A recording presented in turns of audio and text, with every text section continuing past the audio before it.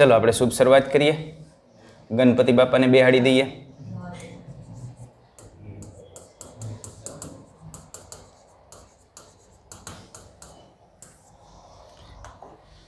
આપણે વાત કરવાની છે ચેપ્ટર નંબર 7 કે જેનું નામ છે સંતુલન. સંતુલન. ચાલો તો આપણે શુભ શરૂઆત કરીએ સંતુલનની અંદર. સંતુલનમાં આપણે આગળ વધીએ એના પહેલા કેટલીક બેઝિક વસ્તુની વાત કરી લઈએ. સૌથી આજનો લેક્ચર જે છે આજનો લેક્ચર આપણા માટે એટલા માટે અગત્યનો છે કે આપણે બેઝિક ફંડામેન્ટલની આની અંદર જે છે એ વાત કરવાના છે. ઓકે, અને આજે હું જે કહું છું એમાં તમારે વધારે ધ્યાન રાખવાનું છે. પછી ટેક્સ્ટ બુકમાં નજર મારી લેજો.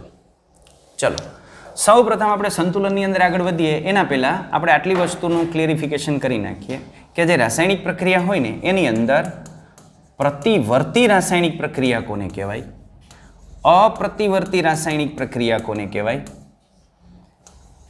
પુરોગામી પ્રક્રિયા કોને કહેવાય,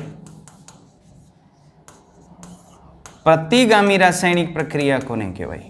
આટલી વસ્તુની પહેલાં આપણે વાત કરી લઈએ. તો સૌ પ્રથમ આપણે જોઈએ અપ્રતિવર્તી પ્રક્રિયા. તો અપ્રતિવર્તી પ્રક્રિયા આપણે કોને કહીએ છીએ? તો આ અપ્રતિવર્તી પ્રક્રિયા. અપ્રતિવર્તી પ્રક્રિયા એટલે શું? તો એવી રાસાયણિક પ્રક્રિયા કે જે રાસાયણિક પ્રક્રિયામાં પ્રક્રિયકનું નિપજમાં રૂપાંતરણ થતું હોય પરંતુ એ જ પરિસ્થિતિએ પ્રક્રિયકનું પાછું નિપજમાં રૂપાંતરણ ન થતું હોય એને અપ્રતિવર્તી રાસાયણિક પ્રક્રિયા કહેવાય. દાખલા તરીકે કોઈ પણ દહનની પ્રક્રિયા, પેટ્રોલનું દહન કરો એટલે કાર્બન ડાયોક્સાઇડ ઉત્પન્ન થાય, પાણી ઉત્પન્ન થાય, પણ એ જ કાર્બન ડાયોક્સાઇડ પાણીને પાછા આપણે ભેગા કરી દઈએ તો એમાંથી પેટ્રોલ ઉત્પન્ન ન થાય. બરાબર?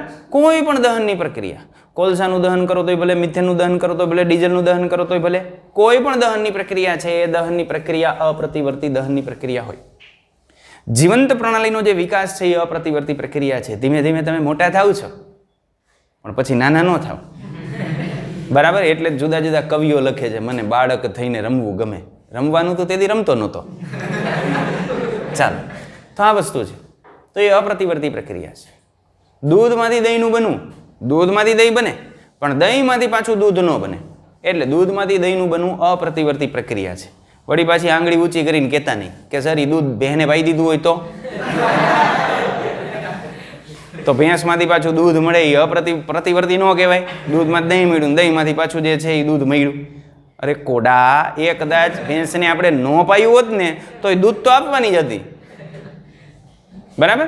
એટલે આવી જુદી જુદી અપ્રતિવર્તી પ્રક્રિયા, યાની અપ્રતિવર્તી પ્રક્રિયાની અંદર શું હોય? પ્રક્રિયકનું નિપજમાં રૂપાંતરણ થાય પણ એ જ પરિસ્થિતિની અંદર નિપજમાંથી પાછો પ્રક્રિયક ન બને. આપણે જુદી જુદી રેડોક્સ પ્રક્રિયાની અંદર જોયું હતું. રેડોક્સ પ્રક્રિયાની અંદર ધાતુ વિનિમય પ્રક્રિયાઓ, તો એ મોટાભાગની જે ધાતુ વિનિમય પ્રક્રિયાઓ છે ને એ અપ્રતિવર્તી પ્રક્રિયા હોય. શેના માટે? કારણ કે ધાતુના EMF સિરીઝની અંદર જે ફેરફાર હોય ને એને લઈને આપણને જોવા મળતી હોય. તો એને લઈને જોવા મળે છે એટલા માટે આપણે એનો સમાવેશ કેની અંદર કરીએ છીએ? તો એનો સમાવેશ આપણે કરતા હોઈએ અપ્રતિવર્તી પ્રક્રિયાની અંદર. તો ઘણી બધી એવી રાસાયણિક પ્રક્રિયાઓ છે જે અપ્રતિવર્તી હોય. પ્રતિવર્તી રાસાયણિક પ્રક્રિયા આપણે કોને કહીએ છીએ? તો એવી રાસાયણિક પ્રક્રિયા કે જે રાસાયણિક પ્રક્રિયામાં પ્રક્રિયકનું નિપજમાં રૂપાંતરણ થાય, આ રિએક્ટન્ટનું પ્રોડક્ટમાં રૂપાંતરણ થાય અને એ જ પ્રોડક્ટ એ જ પરિસ્થિતિમાં પાછો પ્રક્રિયક આપે તો આવી રાસાયણિક પ્રક્રિયાને પ્રતિવર્તી રાસાયણિક પ્રક્રિયા કહેવાય. આ પ્રતિવર્તી રાસાયણિક પ્રક્રિયામાં આ જે પ્રક્રિયા છે પહેલી કે જેમાં પ્રક્રિયકમાંથી નિપજ બને છે એને પુરોગામી પ્રક્રિયા કહેવાય અને નિપજમાંથી પ્રક્રિયક આ જે બીજી પ્રક્રિયા છે આમ એને પ્રતિગામી રાસાયણિક પ્રક્રિયા કહેવાય. તો આવી રાસાયણિક પ્રક્રિયાઓ ઘણી બધી થતી હોય. દાખલા તરીકે બંધ પાત્રમાં જે CaCO3 છે એનું વિઘટન. કેમાં? બંધ પાત્રમાં. પાત્ર બંધ હોવું જોઈએ. જો ખુલ્લું પાત્ર રાખીએ તો આમ થઈ જાય, આ CaCO3 ખુલ્લું પાત્ર છે, CaO અને આ CO2 વાયુ અવસ્થામાં હોય, છનાના છટકી જાય. બરાબર? તો પાછું વળે નહીં. એટલે તો આપણે જ્યારે કડી ચૂનાનું ઉત્પાદન કરવાનું હોય ને ત્યારે આપણે ખુલ્લી ભઠ્ઠીની અંદર ચૂનાના પથ્થરને ગરમ કરતા હોઈએ. સમજાય છે? તો આપણે શું કીધું? આ જે બંધ પાત્ર છે એ બંધ પાત્રની અંદર કેલ્શિયમ કાર્બોનેટનું જે વિઘટન છે એ વિઘટન પ્રતિવર્તી રાસાયણિક પ્રક્રિયા છે. તો આવી રાસાયણિક પ્રક્રિયાને આપણે પ્રતિવર્તી રાસાયણિક પ્રક્રિયા કહીએ છીએ. તો સૌ પ્રથમ આપણે જે છે એ આટલી વસ્તુની ચર્ચા કરી કે પ્રતિવર્તી કોને કહેવાય, અપ્રતિવર્તી કોને કહેવાય. એક પ્રતિવર્તી છે, એક અપ્રતિવર્તી છે. રેડી? પ્રતિવર્તીની અંદર પૂર્વગામી કોને કહેવાય અને પ્રતિગામી કોને કહેવાય એની વાત આપણે કરી. હવે આપણે ત્યાંથી આગળ વધીએ. સંતુલન કેટલામાં અગત્યનું હોય એની વાત કરીએ. સંતુલન તો આપણે સંતુલનની વાત કરીએ તો આ સંતુલન અગત્યનું શેમાં હોય? તો આ જે સંતુલન છે એ સંતુલન જુદી જુદી પ્રક્રિયાઓની અંદર અગત્યનું હોય. તો એની આપણે વાત કરીએ તો હું 3 પાર્ટની અંદર એને વિભાજિત કરું છું. એમાં એક છે જૈવિક પ્રક્રમ. આ જૈવિક પ્રક્રમની અંદર સંતુલન અગત્યનું હોય. બીજી આપણે વાત કરીએ તો ભૌતિક રૂપાંતરણ. જે ભૌતિક રૂપાંતરણ થતું હોય એની અંદર પણ અગત્યનું હોય. અને ત્રીજી જુદી જુદી જે રાસાયણિક પ્રક્રિયાઓ છે એની અંદર અગત્યનું હોય. તો આ જે સંતુલન છે એ સંતુલન આવી જે જુદી જુદી પ્રક્રિયાઓ છે એની અંદર અગત્યતા ધરાવતું હોય છે. જૈવિક પ્રક્રિયાની અંદર, આ ઉપરાંત જુદી જુદી ભૌતિક રૂપાંતરણો હોય એની અંદર અને કેટલીક રાસાયણિક પ્રક્રિયાઓની અંદર એ અગત્યનો ભાગ ભજવે. એમાં આપણે વાત કરીએ જૈવિક રૂપાંતરણોની અંદર અથવા જૈવિક પ્રક્રમોની અંદર તો જુઓ, આપણે જે શ્વસનની ક્રિયા કરીએ છીએ એની અંદર આ પ્રકારના રૂપાંતરણો હોય.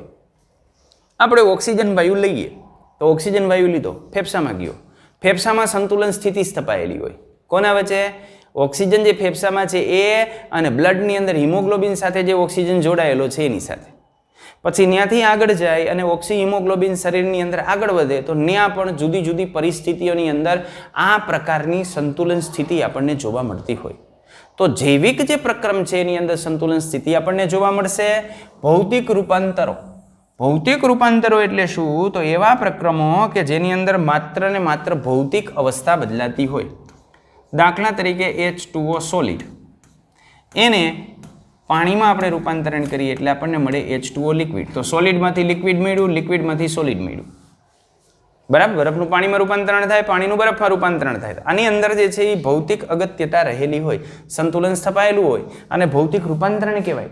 આવું જ્યારે ભૌતિક રૂપાંતરણ થતું હોય ને ત્યારે આ ભૌતિક રૂપાંતરણની અંદર એના રાસાયણિક બંધારણમાં કોઈ ફેરફાર ન થાય, એનું કોમ્પોઝિશન ન બદલાય. પાણીનું સૂત્ર શું હોય? H2O. બરફ તરીકે હોય તો એનું રાસાયણિક સૂત્ર H2O જ હોય અને પાણીની અંદર હોય તો H2O જ હોય, વરાળ હોય તો H2O જ હોય. રાસાયણિક બંધારણ એનું એ જ રહે. માત્ર ને માત્ર બદલાવ થાય તો એની ભૌતિક અવસ્થાની અંદર બદલાવ થાય.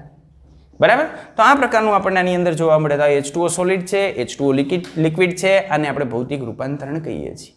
આવી જ રીતે જો આપણે સૂકો બરફ લઈ લઈએ CO2 સોલિડ અવસ્થાની અંદર તો એનું સીધું વાયુમાં રૂપાંતરણ થાય, સબ્લિમેશન એનું થતું હોય તો આની અંદર પણ ભૌતિક રૂપાંતરણ સ્થપાયેલું રહે. માનો કે આપણે H2O લિક્વિડ યાની પાણી લઈ લઈએ અને પાણીમાંથી આપણે વરાળ બનાવીએ, H2O ગેસ બને અને H2O ગેસમાંથી પાછું પાણી બને તો પણ આ પ્રકારનું વલણ આપણને આની અંદર જોવા મળે. આ જ રીતે કોઈ પણ ઘન પદાર્થ છે એને જ્યારે આપણે પ્રવાહીની અંદર ઓગાળતા હોઈએ અથવા વાયુને પ્રવાહીની અંદર ઓગાળીને એનું દ્રાવણ બનાવતા હોય ત્યારે આ જ પ્રકારનું સંતુલન આપણને એની અંદર જોવા મળે. રેડી? ઓકે, ચાલો હવે આપણે વાત કરીએ રાસાયણિક પ્રક્રિયાની અંદર. તો કેટલીક એવી રાસાયણિક પ્રક્રિયા હોય કે જે રાસાયણિક પ્રક્રિયાની અંદર પણ આ સંતુલન ખૂબ અગત્યનું હોય. રાસાયણિક પ્રક્રિયાની અંદર સંતુલન ક્યારે સ્થપાય? તો રાસાયણિક પ્રક્રિયાની અંદર સંતુલન માટે કેટલીક બાબતોની જરૂર પડે. સૌથી પહેલી શરત એ કે પાત્ર જે છે ને એ બંધ હોવું જોઈએ, એટલે બંધ પાત્રમાં પ્રક્રિયા થતી હોવી જોઈએ. બીજી શરત કે પ્રક્રિયા છે ને એ પ્રક્રિયા પ્રતિવર્તી હોવી જોઈએ. અને ત્રીજી શરત કે એને અસર કરતા જે પરિબળો છે એને અસર કરતા પરિબળો અચળ હોવા જોઈએ. તો આ પરિબળો અચળ. રેડી? તો આને અસર કરતા જે પરિબળો છે એ અચળ હોવા જોઈએ. જો આટલી વસ્તુ હોય ને તો આપણને આવવાની અંદર જોવા મળે. એટલે રાસાયણિક જે પ્રક્રમ છે એ પ્રક્રમની અંદર આટલી વસ્તુ આપણે ધ્યાનમાં રાખીએ કે જો રાસાયણિક સંતુલન આપણે સ્થાપિત કરવું હોય તો આટલી શરતો છે. પ્રક્રિયા બંધ પાત્રની અંદર કરવાની, પ્રક્રિયા પ્રતિવર્તી હોવી જોઈએ અને બીજું અસર કરતા પરિબળો આપણે અચળ રાખવાના. આમાં જો ફેરફાર કરીએ તો સંતુલન સ્થિતિની અંદર ફેરફાર થાય અને આપણે જો મોટો ફેરફાર કરી નાખીએ તો ક્યારેક એવું બને કે સંતુલન સ્થિતિ ખોરવાઈ જાય. બરાબર? એટલે આ રીતના ફેરફાર આપણને આની અંદર જે છે એ જોવા મળતા હોય છે. તો ચલો આપણે જુદા જુદા પ્રકારના જે છે એ ભૌતિક રૂપાંતરણોની અંદર જઈએ. તો સૌ પ્રથમ આપણે શરૂઆત કરીએ ભૌતિક રૂપાંતરણોની. તો એમાં પહેલું રૂપાંતરણ આપણે જોઈએ H2O કે જે લિક્વિડ ફોર્મની અંદર લઈએ અને ગેસમાં આપણે એને રૂપાંતરિત કરીએ, યાની પ્રવાહી વાયુ રૂપાંતરણ સંતુલનની આપણે વાત કરીએ. તો આ પ્રવાહી વાયુ રૂપાંતરણ સંતુલનની આપણે ચર્ચા કરવી હોય તો એના માટે દબાણ નક્કી કરવા માટે આપણે શેની જરૂર પડશે? તો દબાણ નક્કી કરવા માટે આપણે મેનોમીટરની જરૂર પડશે. તો એક આપણે પાત્ર લઈએ કે જે પાત્ર સાથે મેનોમીટરની ટ્યુબ આપણે જોડેલી હોય. આ મેનોમીટરની જે ટ્યુબ છે એ ટ્યુબની અંદર આપણે ભરેલો હશે પારો. તો આની અંદર ભરેલો હશે મર્ક્યુરી. આ પારો ભરેલો હશે એની અંદર. આ પારાનું લેવલ છે. આ રીતે પારો એની અંદર ભરેલો છે મર્ક્યુરી. સૌ પ્રથમ તો આની અંદર ભેજ હશે. આની અંદર જે ભેજ છે એ આપણે દૂર કરવો છે. એ ભેજ દૂર કરવા માટે ભેજ શોષક પદાર્થ નિર્જળ CaCl2 આપણે આની અંદર રાખીએ, કેલ્શિયમ ક્લોરાઇડ. તો પહેલા આપણે ઉપયોગ કરશું નિર્જળ CaCl2 નો. નિર્જળ CaCl2, નિર્જળ એટલે પાણી વગરનો. તો આની અંદરથી ભેજનું શોષણ કરી નાખશે. એ ભેજનું શોષણ કરી નાખે પછી આપણે આની અંદર એક ડીશ મૂકશું અથવા વોચ ગ્લાસ મૂકશું. તો આની અંદર વોચ ગ્લાસ અથવા ડીશ આપણે મૂકશું. તો આની અંદર આપણે ડીશ મૂકી. આ જે ડીશ છે એ ડીશની અંદર આપણે લેશું પાણી. તો આ ડીશની અંદર આપણે લીધું પાણી. તો આ આવી ગયું પાણી, યાની H2O. તો અહીં H2O લિક્વિડ છે. રેડી? હવે જ્યારે આપણે આની અંદર પાણી મૂકીએ છીએ ત્યારે મેનોમીટરની અંદર બંને બાજુનું દબાણ જે છે એ સરખું હશે. બંને બાજુનું દબાણ સરખું હશે એટલે પારાનું લેવલ બંને બાજુ કેટલું હશે? સરખું હશે. આ બાજુ પારાનું લેવલ આટલું હશે. ક્લિયર? હવે આપણે આ જે પાણી લઈએ છીએ એ પાણીની અંદર શું થાય છે? તો આપણે લીધું છે પાણી, યાની H2O લીધું છે લિક્વિડ ફોર્મમાં. પણ તમે જાણો છો કે આ જે H2O લિક્વિડ છે એ લિક્વિડ ધીમે ધીમે રૂપાંતરિત થશે H2O ગેસની અંદર, યાની પાણીની બાષ્પ બને. એટલે આની પ્રક્રિયા થઈ અને આમાંથી શું બને? H2O gas. આને કહેવાય બાષ્પીભવન. શું કહેશું આ પ્રક્રિયાને? બાષ્પીભવન. તો અહીં બાષ્પીભવન થશે. તો આ બાષ્પીભવન થયું. હવે શરૂઆતમાં આ જે બાષ્પીભવનની ક્રિયા છે એ થતી હોય ત્યારે અહીં પાણીની બાષ્પના ઘટકો ઉત્પન્ન થાય. અને આ પાણીની બાષ્પના ઘટકો જેમ ઉત્પન્ન થાય એમ ઉત્પન્ન થતાની સાથે અંદર દબાણમાં શું થાય? વધારો. કારણ કે દબાણમાં તમને ખબર છે કે જેમ વાયુરૂપ ઘટકોની સંખ્યા વધે એમ દબાણ વધે. તો દબાણનો આધાર વાયુરૂપ ઘટકોના મોલની સંખ્યા ઉપર હોય તો જેમ અહીંયા વાયુ ઉત્પન્ન થશે એમ દબાણ વધશે. એટલે મેનોમીટરની અંદર આપણે નોંધીએ તો મેનોમીટરની અંદર કન્ટિન્યુ દબાણ વધે છે. પણ માનો કે એક પરિસ્થિતિ એવી આવી કે હવે આ જે દબાણ છે ને એ દબાણ વધતું નથી, અચળ થઈ ગયું. આ બાજુથી આટલું નીચું ગયું હોય પારો, કારણ કે દબાણ વધે, અહીંયા દબાણ લગાવે એટલે આ બાજુ પારો ઉપર ચડ્યો અને આ બાજુ નીચે આવ્યો હોય. તો પારાની હાઇટની અંદર આટલો ફેરફાર થયો. રેડી? ક્લિયર? તો શરૂઆતમાં શું થયું? દબાણ વધ્યું.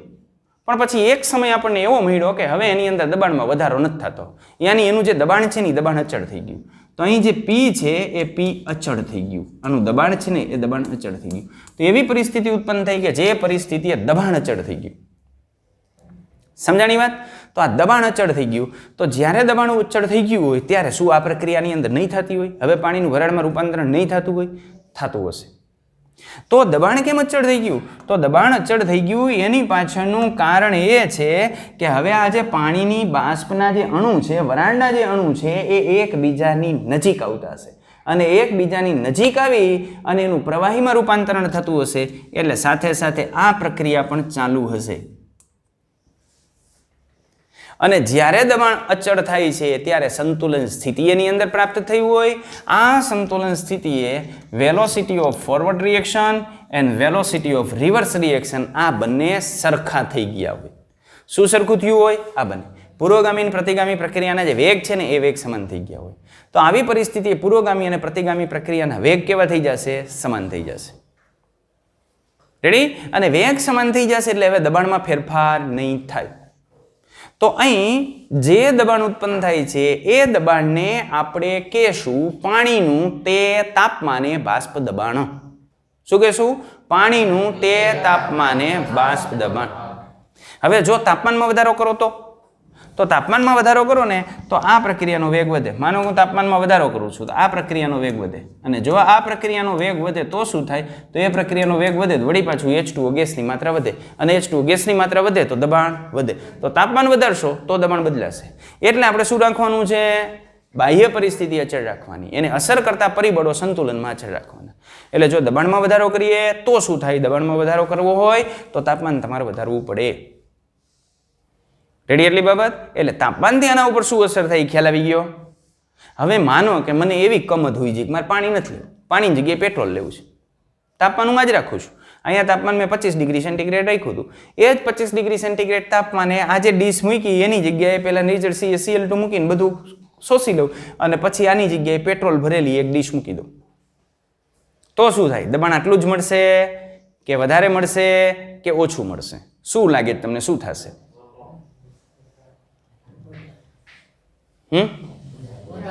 વધારે મળશે. શા માટે તમને એવું લાગ્યું વધારે મળશે? કારણ કે પેટ્રોલનું બાષ્પીભવન સરળ હોય. પાણીનું જે બાષ્પીભવન થાય એના કરતાં પેટ્રોલનું બાષ્પીભવન સરળ હોય. એટલે જો અહીંયા પેટ્રોલ મૂકશું તો ઉપર બાષ્પના અણુની સંખ્યા વધારે મળશે. અને જો બાષ્પના અણુઓની સંખ્યા વધારે મળે તો શું થાય? તો બાષ્પના અણુઓની સંખ્યા વધારે મળે તો અહીં દબાણ વધશે. તો અહીં જે દબાણ જોવા મળે છે એના કરતાં દબાણ વધારે જોવા મળશે. તો એ જ તાપમાને પેટ્રોલનું બાષ્પ દબાણ વધારે હોય. આનો આધાર શું હોય? આંતરાણવીય આકર્ષણ. પાણીની અંદર આંતરાણવીય આકર્ષણ વધારે છે એટલે એનું બાષ્પ દબાણ આપણને ઓછું મળશે. કારણ કે આપણે જાણીએ છીએ કે આંતરાણવીય આકર્ષણ વધારે હોય ને તો એનું ઉત્કલન બિંદુ ઊંચું હોય. અને ઉત્કલન બિંદુ ઊંચું હોય તો બાષ્પીભવન એનું કેવું હોય? ધીમું હોય.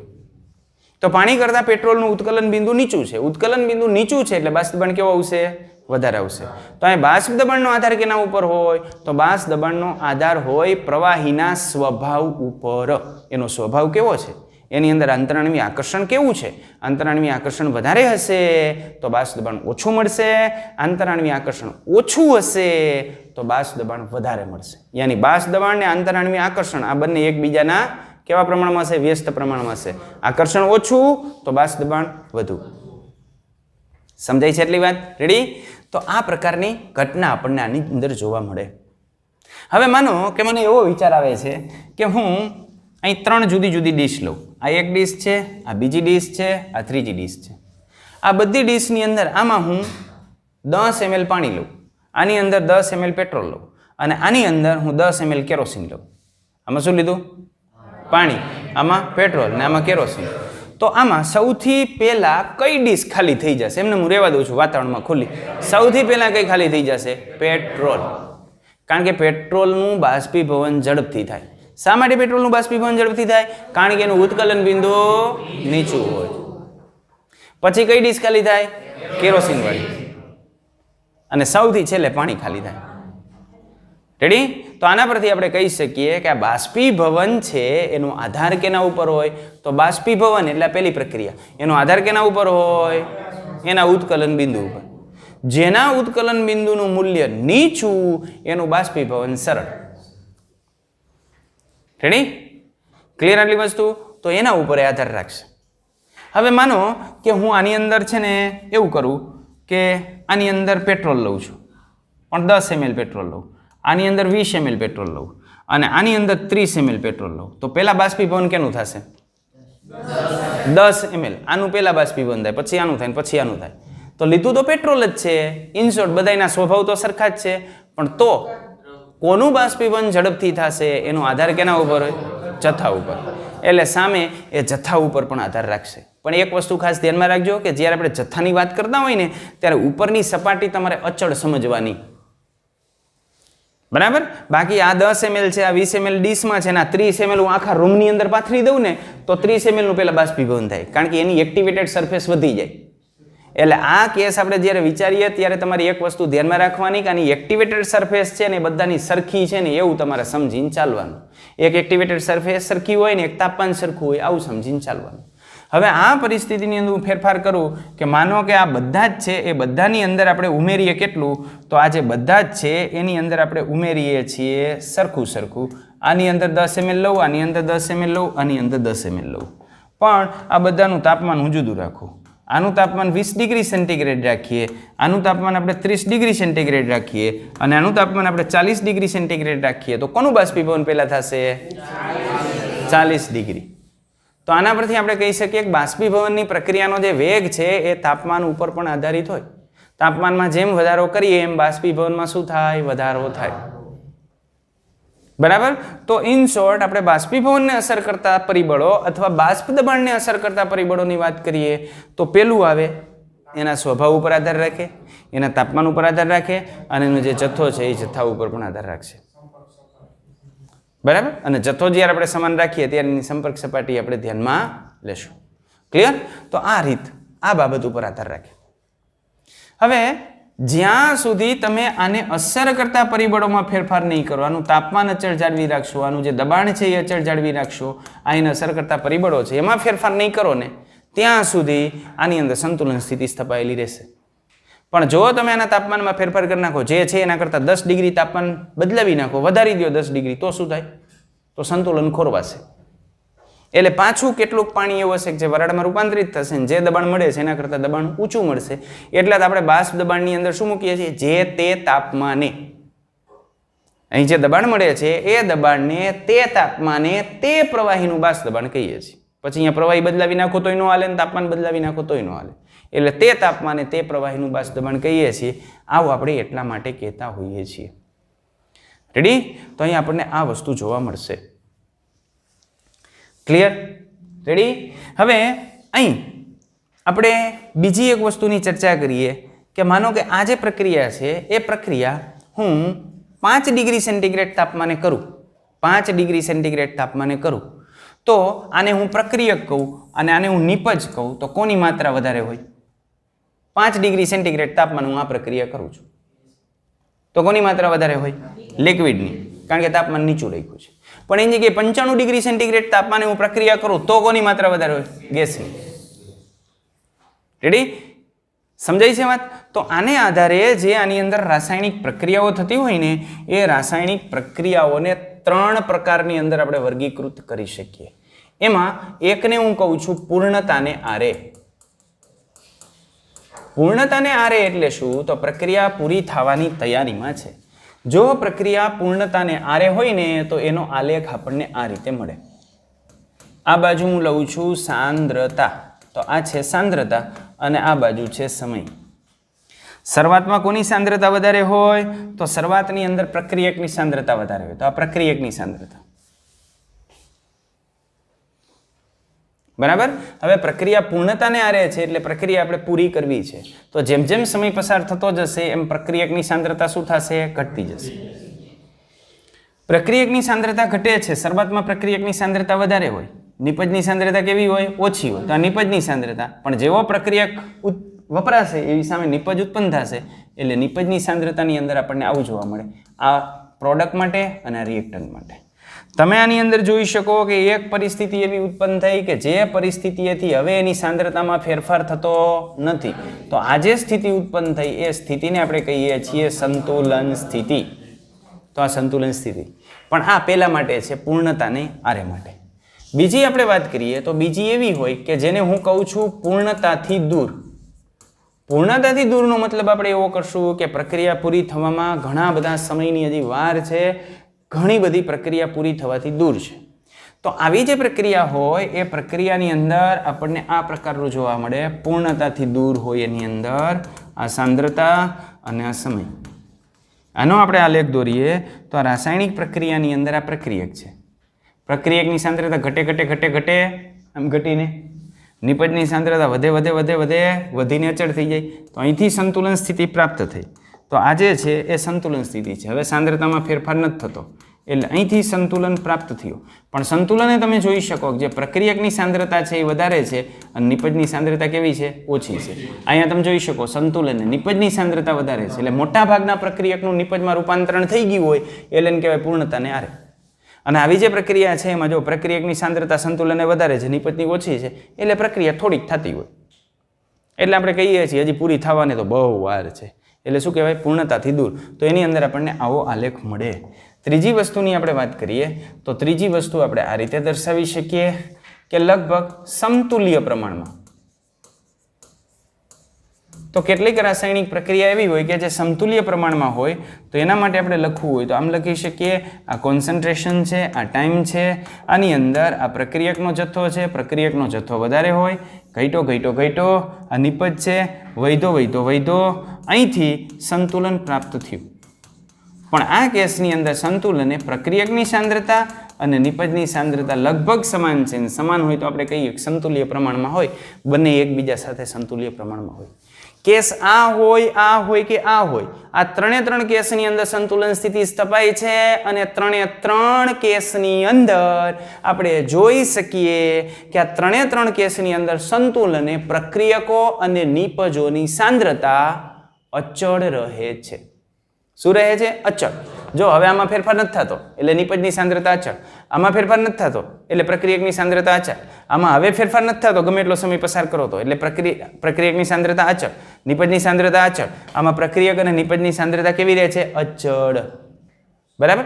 સમાન ન હોય એ તો આ એક આકસ્મિક ઉત્પન્ન થયો કે આમાં પ્રક્રિયક અને નિપજની સાંદ્રતા સંતુલન આપણને સમાન જોવા મળે છે. બાકી બધા કેસની અંદર સંતુલન સમયે પ્રક્રિયક અને નિપજની સાંદ્રતા કેવી હોય? અચળ. આ વસ્તુ ધ્યાનમાં રાખવાની. એ અચળ એટલે હવે એમાં ફેરફાર નહીં થાય.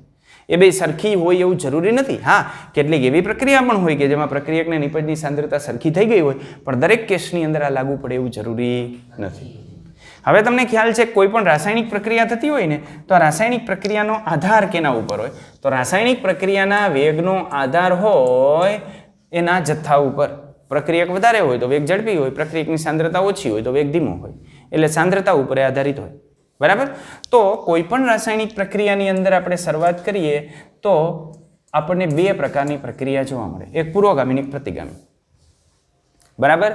જ્યારે આપણે રાસાયણિક પ્રક્રિયાની શુભ શરૂઆત કરીએ ત્યારે પ્રક્રિયકની માત્રા વધારે હોય. બરાબર? શેની? પ્રક્રિયકની માત્રા વધારે હોય. અને પ્રક્રિયકની માત્રા વધારે હોય તો શરૂઆતમાં કઈ પ્રક્રિયાનો વેગ વધારે હોય? શરૂઆતમાં બેમાંથી કઈ પ્રક્રિયાનો વેગ વધારે હોય? પુરોગામી પ્રક્રિયાનો. તો પુરોગામી પ્રક્રિયાનો વેગ યાની વેલોસિટી ઓફ જે ફોરવર્ડ રિએક્શન આપણે કહીએ છીએ એ વધારે હોય. આ વેલોસિટી ઓફ ફોરવર્ડ રિએક્શન. અને નિપજ છે જ નહીં, શરૂઆતમાં નિપજ ઉત્પન્ન ન થઈ હોય ઝીરો સમયે, તો ઝીરો સમયે નિપજ ઉત્પન્ન ન થઈ હોય તો નિપજ જ ઉત્પન્ન નથી થઈ તો પ્રતિગામી પ્રક્રિયા થતી ન હોય એટલે એનો વેગ કેવો હોય? ઝીરો. હવે જેમ જેમ સમય પસાર થતો જાય એમ પ્રક્રિયકની માત્રા ઘટતી જાય. આ પ્રક્રિયકની માત્રા ઘટે ને, આ પ્રક્રિયકની માત્રા ઘટે. પ્રક્રિયકની માત્રા ઘટે એટલે શું થાય? પ્રક્રિયકની માત્રા ઘટે છે, પુરોગામી પ્રક્રિયાનો વેગ શું થશે? ઘટશે. એટલે જેમ જેમ સમય પસાર થાય એમ પુરોગામી પ્રક્રિયાનો વેગ ઘટશે. સામે નિપજ ઉત્પન્ન થાય છે એટલે પ્રતિગામી પ્રક્રિયાનો વેગ ધીમે ધીમે ચાલુ થશે અને પ્રતિગામી પ્રક્રિયાનો વેગ વધતો જશે. એક સમય એવો આવશે કે બંને પ્રક્રિયાના વેગ સમાન થઈ જશે. જે પરિસ્થિતિએ બંને પ્રક્રિયાના વેગ સમાન થઈ જાય એ સ્થિતિને આપણે કહીશું સંતુલન સ્થિતિ. તો વેગ માટે આપણે લઈએ તો આપણને આવું જોવા મળે, આના માટે આવું જોવા મળે. આ છે VF, આ છે VR અને અહીંથી થાય VF = VR, યાની એને કહેવાય સંતુલન સ્થિતિ. તો આ વસ્તુ કાયમ માટે ધ્યાનમાં રાખવાની કે સંતુલન સ્થિતિ એ પુરોગામી અને પ્રતિગામી પ્રક્રિયાના વેગ કેવા હોય? સમાન. તો સંતુલન સ્થિતિ એ પુરોગામી અને પ્રતિગામી પ્રક્રિયાના વેગ આપણને સમાન જોવા મળશે. રેડી? એટલી વસ્તુ ક્લિયર? ઓકે, ચાલો. હવે આપણે આની અંદર જે છે એ આગળ જઈએ તો એક ભૌતિક રૂપાંતરણ આપણે જોયું હતું, બીજા ભૌતિક રૂપાંતરણની આપણે ચર્ચા કરીએ. તો પ્રવાહી વાયુ રૂપાંતરણ સંતુલન આપણે જોયું. હવે આપણે જોઈએ ઘન પ્રવાહી રૂપાંતરણ સંતુલન, યાની ઘનનું પ્રવાહીમાન પ્રવાહીનું ઘનમાં રૂપાંતરણ થતું હોય એવા પ્રકારનું સંતુલન. આવા પ્રકારના સંતુલનની આપણે વાત કરીએ તો આવા પ્રકારના સંતુલનની અંદર આપણે એક આદર્શ થર્મોસ ફ્લાસ્કનો ઉપયોગ કરવો પડે. શેનો ઉપયોગ કરવો પડે? આદર્શ થર્મોસ ફ્લાસ્ક. આ આદર્શ થર્મોસ ફ્લાસ્ક એટલે એવો થર્મોસ ફ્લાસ્ક કે જે દુનિયામાં શક્ય ન હોય. અહીંયા P = 0 હોય, વચ્ચે શૂન્ય અવકાશ રહેલો હોય અને શૂન્ય અવકાશ રહેલો હોય એટલે ઉર્જાનો વિનિમય કરી શકે નહીં. આવો આદર્શ થર્મોસ ફ્લાસ્ક આ કંસારા બજારમાં ન મળતો હોય, મોટા મોટા મોલમાં ન મળતો હોય. બરાબર? આ એક આદર્શ ધારણા છે, આપણે ધારી લીધું છે. વાસ્તવમાં આવું શક્ય નથી. તમે કોઈ પણ પ્રકારનો સારો જે છે એ થર્મોસ ફ્લાસ્ક લખો ને તો એના ઉપર એની લિમિટ લખી હોય કે 24 કલાક આની અંદર ગરમ રહેશે કે 12 કલાક આની અંદર ઠંડુ રહેશે. એ જે હોય વોટેવર એના ઉપર લખેલું હોય. બરાબર? પણ આ એવો થર્મોસ ફ્લાસ્ક છે કે આની અંદર તમે આજે બરફના ટુકડા ભરી દો અને પછી 500 વર્ષ પછી ખોલો તો એ જ તાપમાન ધરાવતા બરફના ટુકડા નીકળે. બરાબર? એને જમ્મુ કાશ્મીરની ખીણમાં નાખો તો એનું તાપમાન 0 ડિગ્રી જ રહે અને ઉકળતા પાણીની અંદર નાખો તો અંદરનું તાપમાન 0 ડિગ્રી સેન્ટીગ્રેડ રહે. એવા પ્રકારનો આદર્શ થર્મોસ ફ્લાસ્ક છે. એટલે થર્મોસ ફ્લાસ્કની આગળ આપણે લખીએ છીએ આદર્શ. રેડી? એટલે વાસ્તવમાં આ એક આદર્શ પરિકલ્પના છે. ક્લિયર એટલી વસ્તુ? ચાલો, તો હવે આની અંદર હું શું કરું છું, તો આની અંદર હું ભેગા કરું બરફ અને પાણીને. તો હું આની અંદર નાખું છું બરફ, તો આ બરફના ટુકડા નાખ્યા. રેડી? તો આ છે બરફ. હવે બરફ મેં પહેલા નાખ્યો ને એટલે બરફ નીચે લીધો. હવે હું આની અંદર કેટલોક પાણી નાખું છું. આ બરફ, બરફનું તાપમાન 0 ડિગ્રી સેન્ટીગ્રેડ કરતાં નીચું હોય કે ન હોય? બરાબર. તો માનો કે આ બરફનું તાપમાન 0 ડિગ્રી સેન્ટીગ્રેડ કરતાં નીચું હશે. માનો હું એવું ધારી લઉં કે આ બરફનું તાપમાન છે ને -1 ડિગ્રી સેન્ટીગ્રેડ છે. રેડી? હવે આની અંદર હું કેટલું ઠંડુ પાણી નાખું છું, તો આની અંદર થોડુંક હું ઠંડુ પાણી નાખું. તો આ પાણી મેં એની અંદર નાખ્યું. હવે પાણી હું એના પછી નાખું છું એટલે પાણી ક્યાં મેં નાખ્યું છે? ઉપર. પણ વાસ્તવમાં આવું ન હોય. બરફમાં પાણી ભેગું કરો એટલે પાણી ક્યાં જાય? નીચે. કારણ કે બરફની ઘનતા ઓછી હોય એટલે બરફ ઉપર આવી જાય. પણ હવે મારે નથી આવતું, હાલશે ને? રેડી? તો આ મેં લીધું છે પાણી, પણ પાણી મેં ઠંડુ લીધું છે. માનો પાણીનું તાપમાન 2 ડિગ્રી સેન્ટીગ્રેડ છે. આટલું ઠંડુ કરીને પાણી આની અંદર ઉમેર્યું. બરાબર. તો હવે શું થશે? તો હવે ધીમે ધીમે ધીમે આનું જે -1 ડિગ્રી સેન્ટીગ્રેડ છે, આનું 2 ડિગ્રી સેન્ટીગ્રેડ છે, ધીમે ધીમે ધીમે ધીમે બેયના તાપમાનની અંદર ફેરફાર થશે. અને આ બંનેના તાપમાનની અંદર ફેરફાર થઈ અને આની અંદર 0 ડિગ્રી સેન્ટીગ્રેડ જો તાપમાન થાય ને તો આની અંદર આ પ્રકારનું સંતુલન સ્થપાય. 0 ડિગ્રી સેન્ટીગ્રેડ તાપમાન સિવાય આની અંદર સંતુલન સ્થિતિ પ્રાપ્ત થાય નહીં. એટલે આની અંદર જે સંતુલન સ્થિતિ આપણે પ્રાપ્ત કરવી છે એ 0 ડિગ્રી સેન્ટીગ્રેડે પ્રાપ્ત થાય. તો જ્યારે 0 ડિગ્રી સેન્ટીગ્રેડ તાપમાન થશે ત્યારે આ જે પાણી યાની જે બરફ છે એ બરફનું શેમાં રૂપાંતરણ થતું હશે? પાણીમાં. અને પાણીનું શેમાં રૂપાંતરણ થતું હશે? બરફમાં. આ બંને પ્રક્રિયાના જે દર છે ને એ સમાન થઈ ગયા છે. આને આપણે કહીએ છીએ પીગલન અને આને આપણે કહીએ છીએ ઠારણ. તો પીગલન અને ઠારણ બંને પ્રક્રિયાના વેગ કેવા થઈ ગયા છે? સમાન. પણ એ ત્યારે જ સમાન થાય કે જો આપણે આનું ટેમ્પરેચર એના મેલ્ટિંગ પોઈન્ટ જેટલું રાખીએ. યાની સામાન્ય આનું જે ગલન બિંદુ છે 0 ડિગ્રી સેન્ટીગ્રેડ એ તાપમાન રાખીએ તો જ આ શક્ય બને. આના સિવાયના બીજા તાપમાનના સંતુલન સ્થપાય જ નહીં. દાખલા તરીકે માનો 5 ડિગ્રી સેન્ટીગ્રેડ તાપમાન તમે બધું ભેગું કરો ને તો બધું પાણીમાં રૂપાંતરિત થઈ જાય. -5 ડિગ્રી બધું ભેગું કરો તો લાંબા સમય બધું જ બરફમાં રૂપાંતરિત થઈ જાય. પણ જો સંતુલનનો અભ્યાસ કરવો હોય તો તમારે 0 ડિગ્રી સેન્ટીગ્રેડ તાપમાન રાખવું પડે. બરાબર? રેડી? તો 0 ડિગ્રી સેન્ટીગ્રેડ તાપમાને બરફના જેટલા અણુનું પાણીમાં રૂપાંતરણ થતું હોય સામે પાણીના એટલા જ અણુનું બરફમાં રૂપાંતરણ થતું હોય. માટે આ પ્રકારનું જે સંતુલન છે એ પણ ગતિશીલ સ્વભાવ ધરાવતું હોય. તો જ્યારે સંતુલન સ્થિતિ સ્થપાય ત્યારે પ્રક્રિયા બંધ ન થઈ જતી હોય ત્યારે બંને પ્રક્રિયાના વેગ સમાન થઈ ગયા હોય. વીએફ અને વીઆર બંને પ્રક્રિયાના વેગ સમાન થઈ ગયા હોય. બંને પ્રક્રિયાના વેગ સમાન થઈ ગયા હોય એટલે આપણને એવું લાગતું હોય કે બરફની માત્રા અને પાણીની માત્રા હવે કેવી રહે છે? અચળ રહે છે. તો આ પ્રકારની સંતુલન સ્થિતિ ઉત્પન્ન થતી હોય. તમે આપણો આદર્શ થર્મોસ ફ્લાસ્ક લઈ લ્યો, એની અંદર જે છે એ 50% બરફ ભરી દો અને થોડું ઘણું એની અંદર ઠંડુ પાણી નાખી દો તો એની અંદર પણ એ સંતુલન સ્થિતિ આવે. બરાબર? પણ લાંબો સમય ટકે નહીં. એ આવે સંતુલન સ્થિતિ. એ કેમ ખબર પડે સંતુલન સ્થિતિ આવી છે? તો પછી તમે એ થર્મોસ ફ્લાસ્ક ખોલી અને એમાંથી બરફ નાખો તો એમાંથી બરફ બહાર કાઢો તો એ બરફનો શેપ છે ને એ શેપ બદલાઈ ગયો હોય. બરફના ગાંગડા તમે નાખ્યા હોય ને તો ક્યાંક બરફ નાનો થઈ ગયો હોય અને ક્યાંક 2-3 ગાંગડા ભેગા થઈ અને મોટા ચોટી ગયા હોય. તો નાનો થયો એ શું કામ થયો? નાનો એટલા માટે થયો કે પાણીની અંદર ઓગળ્યો. બરાબર? અને 2-3 ચોટી ગયા. ચોટી શું કામ ગયા? તો એ બે બરફ એકબીજા નજીક જતા હતા વચ્ચે થોડુંક પાણી આવ્યું. તે પાણીને વધારે ઠંડુ કરી નાખ્યું. તે પાણી બરફમાં રૂપાંતરિત થઈ ગયું. એને લઈને બે બરફના ગાંગડા ચોટી ગયા. બરાબર? આપણે ઘણી બધી વખત લીંબુ શરબત લેતા હોય તો લીંબુ શરબતમાં ઉપરથી બરફના ગાંગડા નાખતા હોય. તો ઉપરથી બરફના ગાંગડા નાખ્યા હોય તો આપણે પીવાનું ચાલુ કરીએ ત્યારે તો બરફના ગાંગડા બધા જુદા જુદા હોય. પણ છેલ્લે આપણે પહોંચીએ તો એવું જોવા મળે કે 2-3 સંગઠન કરી લીધું. બરાબર? એ સંગઠન થાય ને એની પાછળનું કારણ આ જ હોય. કારણ કે ત્યારે વચ્ચે જે પાણી આવ્યું ને પાણીને લાંચ દઈને ફેરવી નાખ્યું એમાં. હાલાત એમાં કાંઈ મજા નથી. એમાં બરફમાં જો કેવી મજા છે. સમજાય છે? એવી ઘટના એની અંદર બની હોય એટલે આવું થાય ભાઈ. બરાબર? એક છોકરો મને કે આવું થાય? મેં કીધું થાય. પ્રયોગ કરો થાય? મેં કીધું હા પ્રયોગ કરતો થાય. બીજે દિવસે આવીને કે ન થયું, તમે ખોટું બનાવ્યું કે ન થયું. મેં કીધું તે શું કર્યું? તો કે ઘરે જઈને ફ્રીજ ખોલ્યું, ફ્રીજમાંથી બરફ કાઢ્યો, બરફના 3 કે 4 ગાંગડા લઈને અંડરગ્રાઉન્ડ પાણીની ટાંકામાં નાખ્યા. ઓગળી ગયા. સંતુલન નો જ પણ હું તો જોતો તમને આમનું આમ ને આમનું આમ થાય પણ થયું નહીં કાંઈ. મેં કીધું બેટા એમાંથી એવું કર્યું કે તે જે છે ને એ પાણીની માત્રા વધારે લીધી હતી અને બરફની માત્રા ઓછી લીધી હતી એટલે એ સંતુલન એની અંદર પ્રાપ્ત ન થાય. તારે બરફની માત્રા વધારે લેવી જોઈએ અને પાણી જે છે એ ઓછું લેવું જોઈએ, તો આ સંતુલન સ્થપાય. તો ત્રીજે દિવસે આવીને વળી કે તોય ન સ્થપાણું. મેં કીધું તે કર્યો પ્રેક્ટિકલ? તો કે હા. મેં કીધું શું કર્યું? તો કે અમારે છે ને કે આઈસ ફેક્ટરી છે. તો આઈસ ફેક્ટરી હું ગયો, તમે બરફ વધારે લેવાનું કીધું હતું ને, તો ઓલી 7 મણની મોટી પ્લેટ આવે ને 140 કિલોની, એ 140 કિલોની પ્લેટ લીધી અને એના ઉપર 1 ચમચી પાણી નાખ્યું. તો જે જગ્યાએ પાણી નાખ્યું ને એ જગ્યાએ થોડું ગુમડા જેવું થઈ ગયું, ટેકરો થઈ ગયો થોડું, પણ સંતુલન ન સ્થપાણું. મેં કીધું બેટા સંતુલન સ્થપાણું તને દેખાણું નહીં. તો કે કેવી રીતે? મેં તો કાલ વિચારજો, કાલ શું થયું હતું? તો કે કાલ બરફનું પાણીમાં રૂપાંતરણ થયું હતું. મેં કીધું આજ શું થયું? તો કે આજ હા પાણી નાખ્યું ને પાણીનું. મેં કીધું આ બે ક્રિયા ભેગી કરતો શું થાય? તો થાય હો. એટલે આવું છે ભાઈ. પણ આમાં તાપમાન તમારે 0 ડિગ્રી સેન્ટીગ્રેડ તાપમાન જાળવી રાખો ને ત્યારે આપણને આ પ્રકારનું સંતુલન જોવા મળે. તો આ જે સંતુલન છે એ સંતુલનનો આધાર આના ઉપર હોય. આને કહેવાય ભૌતિક રૂપાંતરણ સંતુલન. કયું કહેશું? ઘન પ્રવાહી રૂપાંતરણ સંતુલન.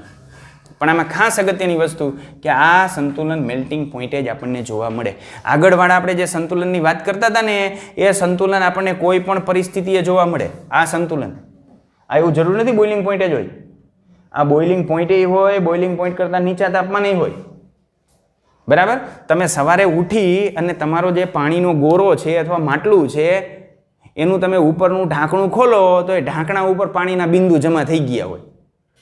અંડરગ્રાઉન્ડ પાણીના ટાંકી ખોલો તો એનું જે લીડ છે, ઢાંકણું છે, એના ઉપર પાણીના બિંદુ જમા થઈ ગયા હોય. તો પાણીના બિંદુ ક્યાંથી આવે? રાતે 12 વાગે ફુવારો ચાલુ થાય, હે એ આને લઈને ત્યાં પાણીનું બાષ્પમાં રૂપાંતરણ થતું હોય. પછી રાત્રે જે છે એ તાપમાન નીચું ગયું હોય એટલે ઉપર જે પાણીની બાષ્પ હોય એનું શેમાં રૂપાંતરણ થઈ ગયું હોય? પાણીમાં.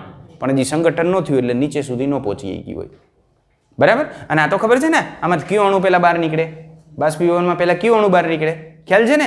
જેની ગતિ ઉર્જા વધારે હોય એ આમાંથી વહેલો બહાર નીકળે. એવું જ આપણી અંદર જોવા મળે. જેની ગતિ ઉર્જા વધારે હોય ને એ ઝડપથી એના ધ્યેય તરફ જે છે એ ગતિ કરતો હોય, અને જેને આડા આડા બીજા વિચાર આવતા હોય ને એને બમ્પરિયા જાજા આવે વચ્ચે, સ્પીડ ઘટી જાય. બરાબર? સ્પીડ ઘટે એનો વાંધો નહીં, પણ બમ્પરિયું ચડાવી દઈએ એને પહોંચાય.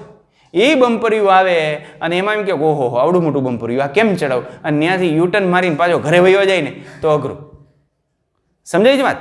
ચાલો, તો આ પ્રકારનું આપણને આની અંદર જે છે એ જોવા મળે. હવે એના પછીના સંતુલનની આપણે વાત કરીએ તો આ હતું ઘનનું પ્રવાહીમાં આપણે રૂપાંતરણ કર્યું.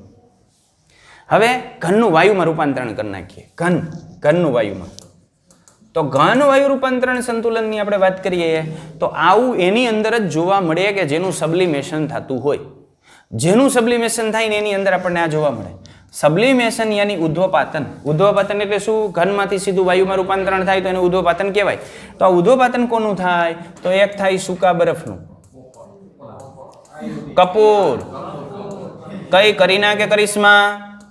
અરે એ નહીં મારા ભાઈ, ઓલી કપૂરની ગોળીઓ આવે. બરાબર?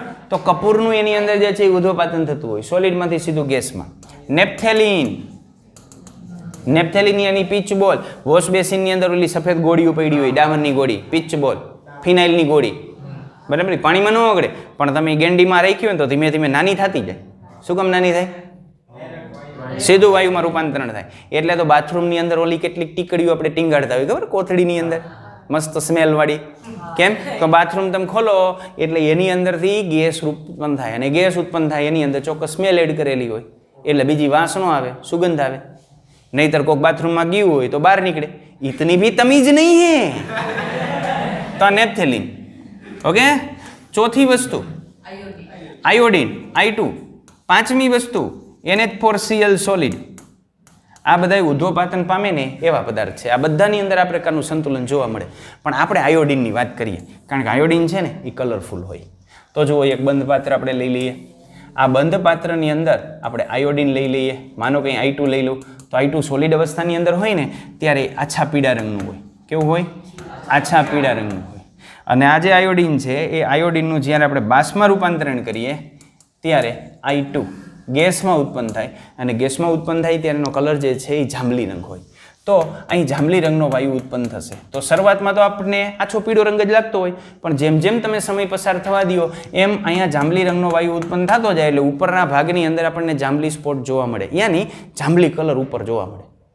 જેમ જેમ સમય પસાર થતો જાય એમ જાંબલી રંગની તીવ્રતા વધતી જાય. પછી એક સમય એવો આવે કે હવે એની તીવ્રતામાં ફેરફાર ન થાય, તો જે સમયે એની તીવ્રતામાં ફેરફાર બંધ થઈ જાય ને ત્યારે એની અંદર સંતુલન સ્થિતિ સ્થપાઈ ગઈ હોય તો આ સંતુલન સ્થિતિ આપણે કહી શકીએ કે આનું ઘનમાંથી જે વાયુમાં રૂપાંતરણ થાય છે એટલું જ સામે વાયુમાંથી ઘનમાં રૂપાંતરણ થાય છે અને એના વચ્ચે સંતુલન સ્થિતિ પ્રાપ્ત થઈ ગઈ છે. તો આ પ્રકારનું જે સંતુલન હોય એ સંતુલનને ઘન વાયુ રૂપાંતરણ સંતુલન તરીકે આપણે ઓળખતા હોઈએ છીએ. પણ થાય એની અંદર જેનું સબ્લિમેશન થતું હોય એની અંદર થાય. તમે ઓલો બરફ લઈને આ સંતુલનનો અભ્યાસ કરો ને તો ન થાય, બરાબર? તો જેનું સબ્લિમેશન થતું હોય એની અંદર આપણને આ જોવા મળે.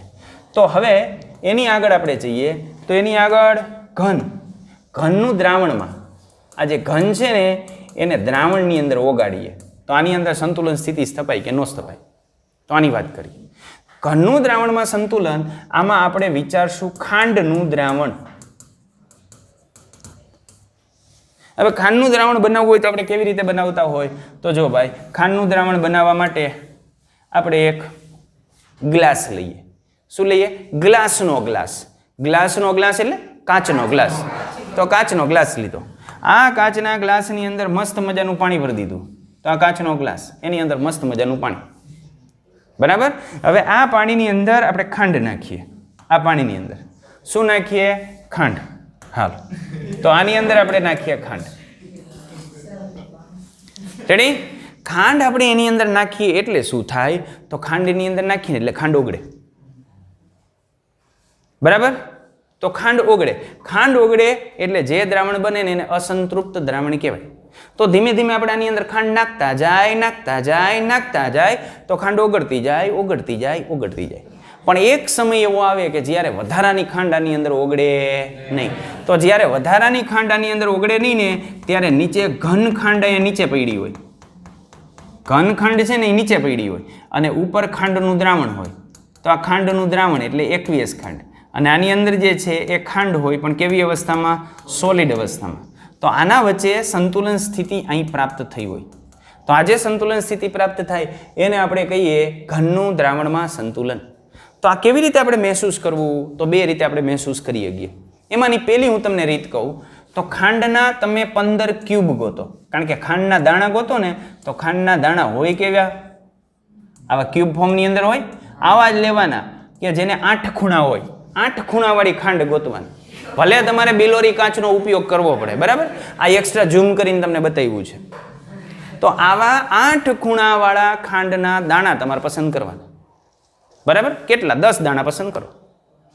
10 દાણા પસંદ કરીને તમે આની અંદર નાખો, બરાબર? નાખો એના પહેલા આ જે ખાંડનું દ્રાવણ છે એની સાંદ્રતા તમે નક્કી કરી નાખો કે આની સાંદ્રતા કેટલી છે. રેડી?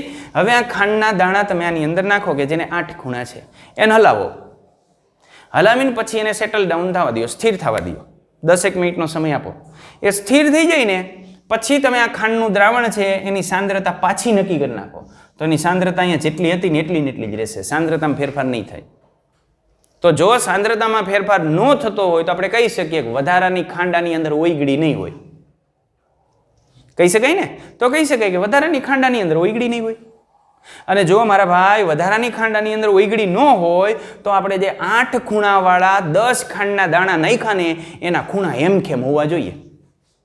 તો હવે એ ટેસ્ટિંગ કરવા માટે આપણે ફિલ્ટર પેપર લઈ, ફિલ્ટર પેપરથી ખાંડ ગાળી નાખીએ. આ દ્રાવણ ગાળીને દ્રાવણ નીચે ભેગું કરી લઈએ, બરાબર? એમાં લીંબુ નીચોઈને પછી પી જશું. પણ ઉપરની જે ખાંડ છે એ ખાંડને આપણે ટેબલ ઉપર પાથરીએ અને ટેબલ ઉપર પાથરીને પાછો બિલોરી કાચ લઈ અને આપણે એમાં ટેસ્ટિંગ કરીએ કે 8 ખૂણાવાળા દાણા ગયા ક્યાં? તો તમને મળશે નહીં. કેમ? તમે ઓલું હલાવ્યું હોય ને એટલે બધાના ખૂણા ઓગળી ગયા હોય. કદાચ ગોળ દાણો મળે પણ ખૂણાવાળા નહીં મળે. ખૂણા ઓગળી ગયા હોય. સમજાય છે? ખૂણા ઓગળી ગયા. અરે મારા ભાઈ, ખૂણા ઓગળ્યા તો ખાંડની દ્રાવણની સાંદ્રતા વધવી જોઈએ. સાંદ્રતા તો વધી નહીં. કેમ ન વધી? તો કે જેટલી આ ખાંડ આની અંદર ઓગળી હોય ને સામે એટલી જ ઓગળેલી ખાંડ ઘન અવસ્થામાં અહીં સ્ફટિકીકરણ પામી હોય. એને લઈને આપણે કહી શકીએ કે અહીં સાંદ્રતામાં ફેરફાર નથી થતો. એટલે ખાંડના જેટલા અણુ આની અંદર ઓગળે છે એટલા જ ઓગળેલા ખાંડ સ્વરૂપે સ્ફટિકીકરણ પામતા હોય. આમ આની અંદર પણ સંતુલન સ્થિતિ સ્થપાયેલી હોય.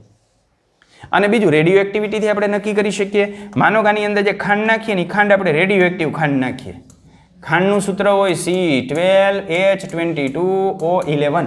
પણ એમાં જે કાર્બન છે ને કાર્બન હોય C12, બરાબર, એની જગ્યાએ C14 માંથી બનેલું લઉં C12H22O11, પણ આ C કયો લઉં તો આ જે C છે ને રેડિયો એક્ટિવ C લઉં, આ રેડિયો એક્ટિવ કાર્બન, આની અંદર કાર્બન કયો લઉં C14, એની ખાંડ બનાવું તો આને રેડિયો એક્ટિવ ખાંડ કહેવાય. અને આ સંતુલન સ્થિતિએ આ રેડિયો એક્ટિવ ખાંડ આની અંદર નાખું અને એની અંદર નાખી અને પછી હું 10-15 મિનિટ પછી અવલોકન લઉં. જો મને રેડિયો એક્ટિવિટીનો ગુણધર્મ માત્ર ને માત્ર સોલિડ પોર્શનની અંદર જ જોવા મળે, ઘન ખાંડની અંદર જ જોવા મળે, તો હું કહીશ કે મારી રેડિયો એક્ટિવ ખાંડ આની અંદર ઓગળી નથી. બરાબર. પણ જો એ રેડિયો એક્ટિવિટીનો ગુણધર્મ આપણને બે જગ્યાએ જોવા મળે, આમાં પણ જોવા મળે અને આમાં પણ જોવા મળે, તો આપણે કહેશું કે ભાઈ સંતૃપ્ત દ્રાવણમાં પણ વધારાની ખાંડ ઓગળી, તો સાંદ્રતા તો ન વધી. કેમ ન વધી? તો જેટલી ઓગળી એટલી સામે ઘન અવસ્થાની અંદર પાછી વળી, એટલા માટે સાંદ્રતામાં ફેરફાર ન થયો. તો આને કહેવાય ઘનનું દ્રાવણમાં સંતુલન. હવે વાયુનું દ્રાવણમાં સંતુલન આપણે જોઈએ. વાયુનું દ્રાવણમાં સંતુલન, આની અંદર તમને ખબર છે ને તાપમાનમાં ફેરફાર કરીએ તો દ્રાવ્યતામાં ફેરફાર થાય, કારણ કે આ દ્રાવ્યતાનો આધાર તાપમાન ઉપર હોય. ચાસણી બનાવી હોય નીચે ગેસ ચાલુ કરવો પડે, ગેસ ચાલુ કર્યા વગર તાવેથો કદાચ 2 દી ફેરવો ને તોય ન ઓગળે, તાવેથો ટૂંકો થાય, ખાંડ ન ઓગળે. સમજાય છે વાત? બરાબર. એટલે તાપમાન વધારો ને તો દ્રાવ્યતા વધે, એટલે એના ઉપર આધારિત હોય. ચાલો આપણે વાયુને દ્રાવણમાં ઓગાળીએ. તો વાયુને દ્રાવણમાં ઓગાળવા માટે સૌથી સારામાં સારું ઉદાહરણ આપણે લઈ લઈએ જીરા મસાલા, મેડ ઇન ઇન્ડિયા. આ તમારા માટે સ્પેશિયલ બનાવેલી જીરા મસાલા છે. બરાબર. હવે આ જીરા મસાલાની જે બોટલ છે, આ બોટલમાં જીરા મસાલા તમારા સ્પેશિયલ અભ્યાસ માટે આપણે બનાવડાવી છે. એટલે આની અંદર આપણે જીરા મસાલા કેટલી લઈએ છીએ તો આટલી જીરા મસાલાની અંદર લીધેલી છે. એને કીધું તું સ્પેશિયલ બનાવજે ભાઈ અમારા છોકરાઓ માટે, આટલી. રેડી? પછી આ જે બોટલ છે એ બોટલની અંદર આ બોટલ, એ બોટલ 1 નંબરની બોટલ છે, એને હું ખોલતો જ નથી. આ બધી બોટલ છે ને એને હું ખોલું છું. આ બોટલ ખોલી, ખોલું એટલે શું થાય? ખોલી દીધી એટલે શું થાય? તો જેવી ખોલું ને એવી અહીંથી ગેસ ઉત્પન્ન થાય. ગેસ ઉત્પન્ન થાય એટલે આનો ગેસ તો બહાર નીકળી જાય અહીંથી, એટલે દબાણ ઘટી જાય જે હોય એના કરતા. દબાણ ઘટ્યું, પણ પછી મેં શું કર્યું? તો પછી વળી પાછું ઢાંકણું બંધ કરી દીધું. તો પછી ઢાંકણું બંધ કરું ને તો શું થાય? આની અંદર જે દ્રાવ્ય કરેલો કાર્બન ડાયોક્સાઇડ હોય ને એકવીયસ અવસ્થામાં, એ આમાં જાય. એટલે અહીંયા કાર્બન ડાયોક્સાઇડના વાયુ ઉત્પન્ન થાય. જેમ કાર્બન ડાયોક્સાઇડના વાયુ ઉત્પન્ન થતા જાય એમ દબાણ વધતું જાય, અને દબાણ વધે એટલે વળી પાછી એની દ્રાવ્યતા વધે, એટલે પછી વળી પાછો કાર્બન ડાયોક્સાઇડ આની અંદર દ્રાવ્ય થાય. સમજાણું? તો આ બોટલની અંદર હું શું કરું છું? આને એક વખત ખોલી. આને હું પહેલી વખત ખોલું ત્યારે શું થાય? એટલે બધો ગેસ વયો ગયો, પછી 5 મિનિટ જવા દીધી, પછી બીજી વખત ખોલી. રેડી? અને આને 3 વખત ખોલી. પહેલી વખત ખોલી ત્યારે, બીજી વખત, ત્રીજી વખત. હવે આને આપણે ખોલી જ નથી એકેય વખત. એક જ કંપનીની 3 બોટલ છે. આને એકેય વખત ખોલી જ નથી. આને 1 વખત ખોલી છે, આને 2 વખત ખોલી છે, અને 3 વખત ખોલી છે. તો તમને શું લાગે છે અહીંયા દબાણ કેનું વધારે છે? પાર્શિયલ પ્રેશર ઓફ CO2 કઈ જગ્યાએ વધારે છે? હાલો કયો જો મને. પહેલામાં દબાણ સૌથી વધારે છે. તો સૌથી સ્ટ્રોંગ જીરા મસાલા કેમાં નીકળશે? આમાંથી પહેલીમાં. આમાં સ્ટ્રોંગ હશે, સૌથી સ્ટ્રોંગ. પીધા પછી ચરમરી આવી જાય. સમજાય છે? અને આ પીતા હશો ને તો શરબત પીતા હોય એવું લાગે, ગેસ તો નીકળી ગયો હોય. એટલે ઘણી બધી જગ્યાએ ઓલી કોલ્ડ ડ્રિંક્સની મોટી 2.5 લીટરની બોટલો જે છે મોલમાંથી લઈ આવતા હોય ને, તો તમને આપે ને ત્યાં તમને ખબર પડી જાય તાજી છે કે વાસી છે. જો તમે પહેલા મહેમાન હોય ને સીધી તમારા ભાગની અંદર આવતી હોય ને તો એમાં સ્ટ્રોંગનેસ હોય, અને પૂરી થવાની તૈયારીમાં હોય, નીચે 2 ગ્લાસ જ વહીતું હોય ને તમારો વારો આવે તો લીંબુ શરબત પીતા હોય ને એવું લાગે, ગેસ તો નીકળી ગયો હોય. સમજાય છે? તો આ શું છે ભાઈ? વાયુનું દ્રાવણમાં સંતુલન. આ દરેકની અંદર સંતુલન સ્થિતિ સ્થપાયેલી હોય. આનો વાયુ આમાંથી આમ જતો હોય ઓગળેલો, અને વાયુમાંથી ઓગળતો હોય. આમાંથી આમાં જતો હોય, આમાંથી ઓગળતો હોય. પણ આમાં દરેક જગ્યાએ દબાણ જે છે જુદું જુદું હોય, દબાણ જુદું જુદું હોય, એટલે દરેકની અંદર દ્રાવ્યતા આપણને કેવી જોવા મળે? જુદી જુદી. તો આ પ્રકારનું જે સંતુલન હોય એ સંતુલનને આપણે કહીએ છીએ વાયુનું દ્રાવણમાં સંતુલન. રેડી? ઓકે. તો અહીં આપણે રાખીએ છીએ.